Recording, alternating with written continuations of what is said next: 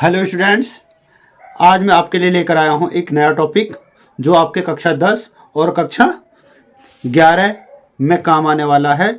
और इससे संबंधित हम जो आपके जो फाइनल अकाउंट हैं उनके फॉर्मेट्स को इससे पिछली वीडियोज़ में देख चुके हैं। तो आज हम पढ़ेंगे समायोजनाओं सहित अंतिम खाते, तो जिसमें हम सबसे पहले पढ़ेंगे समायोजनाओं का अर्थ। तो समायोजना होती क्या है, तो पढ़ते हैं इसके बारे में। आप अपनी नोट्स बनाएंगे इसमें से देखकर शॉर्ट में।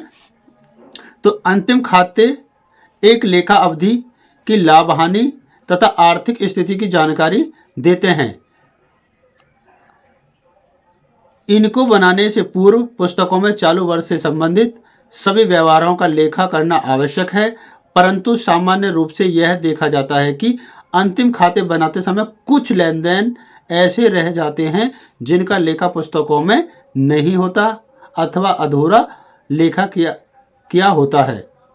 साथ ही कुछ लेन देन ऐसे होते हैं जिनका लेखा अंतिम खाते बनाते समय ही किया जा सकता है। ऐसे सभी लेखों को ज्ञात करके उनका लेखांकन करना समायोजनाएं एडजस्टमेंट कहलाता है। दूसरे तरीके समझे, संक्षेप में व्यापार के अपूर्ण या नए लिखे गए लेखों को बहियों में नियमानुसार उचित प्रकार से लिखने की कला को समायोजन एडजस्टमेंट कहते हैं। समायोजन रहित अंतिम खाते व्यापार की लाभ हानि व आर्थिक स्थिति की सही जानकारी नहीं बताते हैं। सही लाभ हानि व आर्थिक स्थिति की जानकारी के लिए समायोजन करना आवश्यक है। अब आगे जो नेक्स्ट बात आती है कि समायोजन जो हम करें तो क्यों करें, इनकी क्या आवश्यकता है और इनका क्या उद्देश्य होता है। तो इसके जो उद्देश्य है समायोजन हमें क्यों, अंतिम खाते बनाते समय समायोजन करने के निम्नलिखित उद्देश्य हैं या आवश्यकता हैं। तो क्या है, पहला उद्देश्य है व्यवसाय का सही लाभ अथवा हानि ज्ञात करना। दूसरा है उद्देश्य व्यवसाय की सही आर्थिक स्थिति की जानकारी प्राप्त करना। तीसरा उन लेन देनों का लेखा करना जो लेखा करने से छूट गए थे। नेक्स्ट है आपका लेखा पुस्तकों में हुई अशुद्धियों को सुधारना। नेक्स्ट है उन व्ययों का लेखा करना जो अभी देने बाकी हैं और अग्रिम दिए गए व्ययों को चालू लेखांकन अवधि से पृथक करना। नेक्स्ट है उन आयों का लेखा करना जो अभी प्राप्त होना बाकी हैं और अग्रिम प्राप्त हुई आय को चालू लेखांकन अवधि से पृथक करना। और लास्ट है नंबर 7, ह्रास तथा अन्य आयोजन करके संपत्तियों एवं दायित्वों का उचित मूल्यांकन करना। तो ये हमारे उद्देश्य कहेंगे, उद्देश्य या आवश्यकता हमने पढ़ी। तो आगे हम पढ़ते हैं कौन कौन सी समायोजनाएं हम करते हैं। तो कौन कौन सी समायोजनाएं हम करेंगे, तो वो है आपकी समायोजना नंबर 1, अंतिम खाता या अंतिम रहतिया। अंतिम रहतिया को हम जब अंतिम खाते बनाते हैं तो किस तरीके से एडजस्ट करेंगे। उसके बाद नंबर 2 है अदत्तव्यय। नेक्स्ट है पूर्वदत्तव्यय। नंबर 4 उपार्जित अथवा बकाया आय।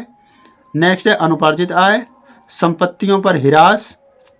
और आगे है पूंजी पर ब्याज।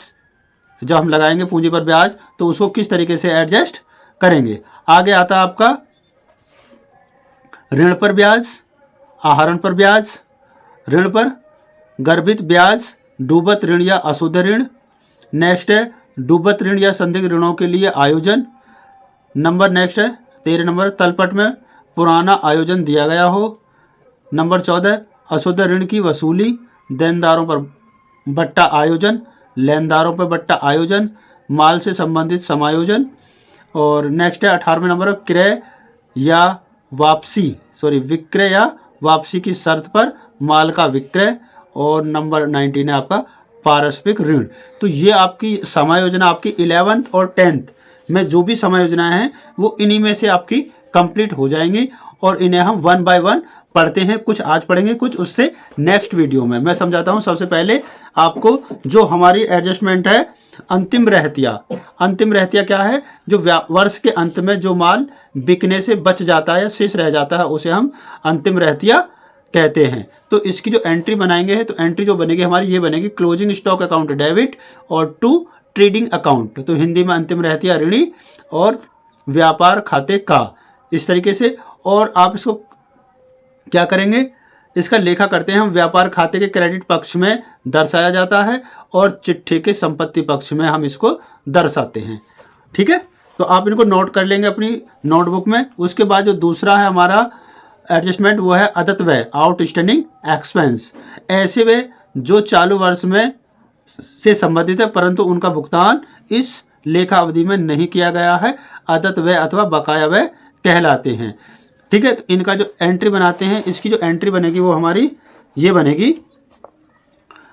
पर्टिकुलर एक्सपेंस, जो भी एक्सपेंस होगा, सैलरी है या रेंट है या इंश्योरेंस प्रीमियम है, जो भी होगा हमारा, उसका नाम डेबिट हो जाएगा, और टू आउटस्टैंडिंग एक्सपेंस जो भी होगा।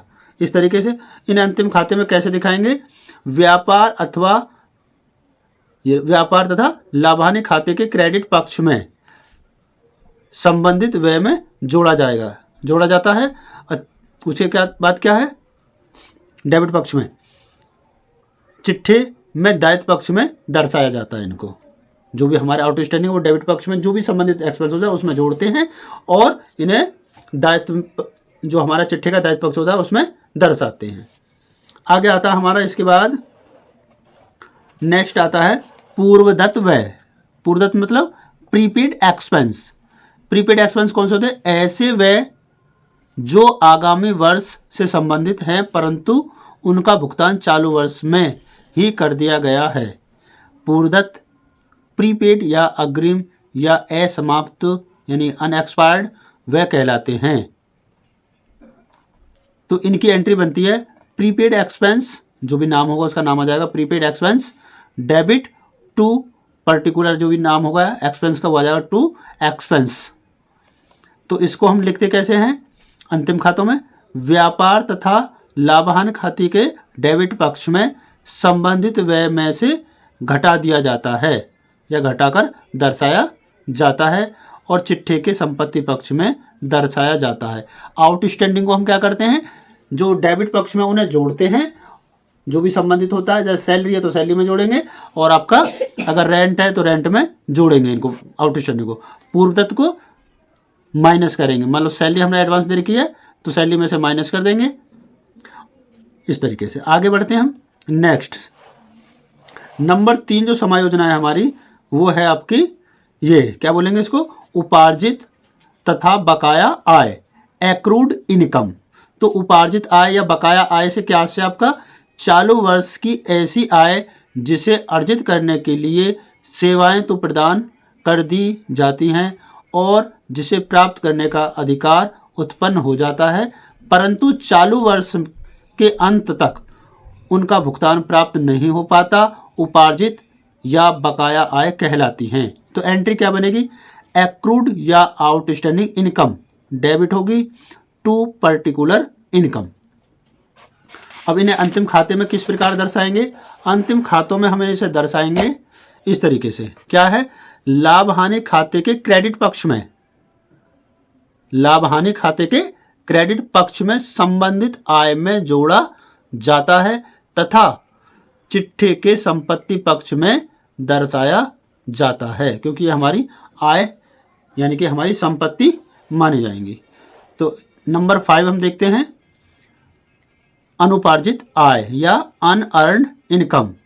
ये कौन सी इनकम होती है, ये ऐसी आय जो आगामी लेखा वर्ष से संबंधित है परंतु चालू वर्ष या चालू लेखा वर्ष में प्राप्त हो गई हैं, अनुपार्जित आय या अग्रिम आय कहलाती हैं। तो इनके लिए एंट्री क्या बनाएंगे, particular income. Particular income, particular का मतलब है जो भी इनकम होगी, अगर हमने किराया पहले ले लिया है या आप कहेंगे सैलरी पहले ले लिया, कमीशन पहले ले लिया है, तो जो भी चीज़ है वो यहाँ दिखाएंगे। आगे टू अनअर्न्ड इनकम, इस तरीके से लेखा पुस्तकों जो अंतिम खाते हैं उनमें कैसे दिखाएंगे इसे लाभ हानि खाते के क्रेडिट पक्ष में संबंधित आय में से घटा दिया जाता है, और ये अनअर्न्ड इनकम को संबंधित आय में से घटा दिया जाएगा और चिट्ठे के दायित्व पक्ष में दर्शाया जाता है।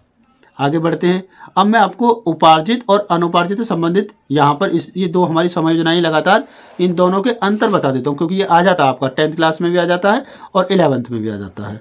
तो इसके ये अंतर हैं, यहाँ देख लेंगे दोनों में। पहले तो अर्थ से क्लियर कर लेंगे। ऐसी आय जो चालू वर्ष में से संबंधित है परंतु प्राप्त नहीं हुई है, उपार्जित आय कहलाती है। दूसरा, ऐसी आय जो अगले वर्ष से संबंधित है परंतु चालू वर्ष में अग्रिम प्राप्त हो गई है, क्या कहलाती है? आपकी अनुपार्जित आय कहलाती है। दूसरा, समायोजन। क्या किया जाता है? उपार्जित आय को इससे संबंधित आय में जोड़कर दिखाया जाता है और इसे अनुपार्जित को क्या किया जाता है? इसे संबंधित आय में से घटाकर दिखाया जाता है।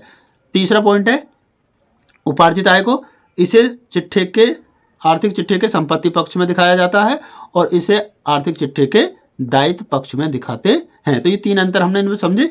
आगे बढ़ते हैं, एक और पढ़ लेते हैं आज हम, और बाकी जो होंगी उनसे नेक्स्ट वीडियो में समझेंगे। अगला पॉइंट आता है हमारा संपत्तियों पर हिरास, नंबर 6।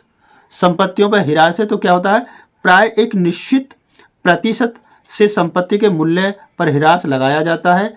स्थायी संपत्तियों जैसे मशीनें, भवन, फर्नीचर आदि के निरंतर उपयोग से उनमें होने वाली टूट फूट, घिसावट आदि के कारण या नए आविष्कारों के कारण संपत्तियों के मूल्य में जो गिरावट आती है उसे हिरास यानी कि डेप्रिसिएशन कहा जाता है। तो इसे कैसे दिखाएंगे अंतिम खातों में और एंट्री क्या बनेगी इसकी? तो पहले समझते हैं हम एंट्री। तो इसकी एंट्री हो जाएगी आपकी depreciation account debit to particular assets. Particular assets का मतलब यहाँ पर उस असेट्स का नाम आ जाएगा। आगे क्या दिखाते हैं? अंतिम खातों में लेखा किस तरीके करेंगे? लाभ हानि खाते के डेबिट पक्ष में दिखाया जाएगा। डेप्रिसिएशन जैसे लिखेंगे depreciation on building, depreciation on furniture, इस तरीके से 2 में लिख देंगे। उसके बाद चिट्ठे के संपत्ति पक्ष में संबंधित संपत्ति में से घटाकर दिखाया जाता है। तो आज हम इतना ही पढ़ेंगे।